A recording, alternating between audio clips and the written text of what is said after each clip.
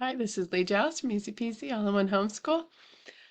Here with another miracle story for you. This one is called water pressure. So I decided that we needed to replace our faucet on our kitchen sink. We have a double sink, and it wasn't turning back and forth between the two sinks without a lot of effort.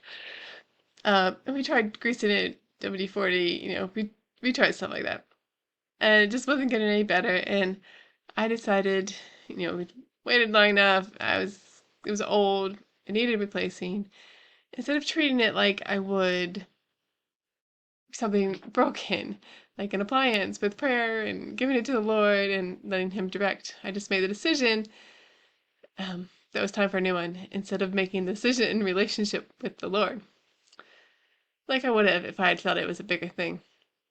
Well, we buy a faucet, and the handyman has the worst time putting it in. It takes an hour longer than it should, and I already know at this point I've messed up. And he leaves with it working. But the next morning it doesn't work right. The water pressure is really low. the handyman but the handyman comes back and he leaves with it working right. Then the water pressure starts going up and down, just willy-nilly. Uh,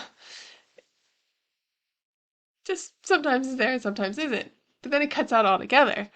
The water pressure is too low to use the sprayer on the faucet. So it takes like an hour to clean up after dinner. Um, it was just very little.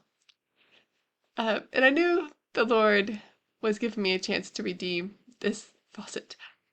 And I prayed and I put it in the Lord's hands and I took my hands off and I wrapped my hands around my husband as he patiently washed the pots and pans with our trickle, and I encouraged him. And after 3 or 4 days, the water pressure came back and has stayed back ever since. And I have certainly been working on doing everything in relationship with the Lord.